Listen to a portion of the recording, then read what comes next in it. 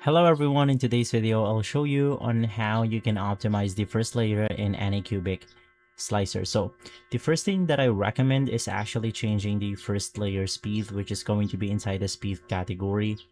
And from here you want to reduce this into something like 20 to 30 millimeters per second to ensure that the filament sticks properly before cooling. So in my case I'm going to be choosing 25 millimeters per second.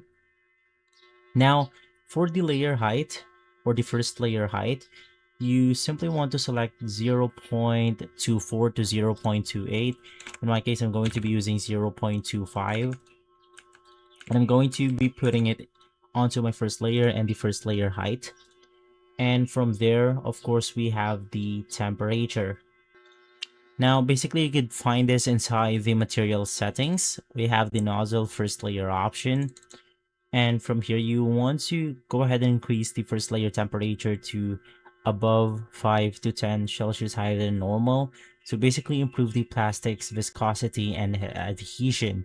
So I'm going to be choosing 235.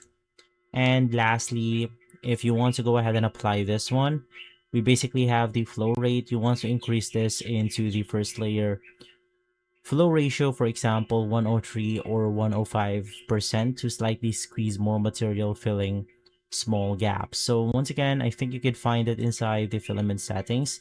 And from here, you have your flow ratio, which is going to be this one. Now, for the last option, I have what I call is the expansion. You want to use the first or the initial layer horizontal expansion to something like negative 0.1 to negative 0.2 millimeters to compensate for squish and ensure, for example, circular holes remain accurate. And so that's how you optimize your first layer in Anycubic Slicer. If this video has been helpful, leave a like, subscribe, and follow us for more videos like this. Thanks for watching.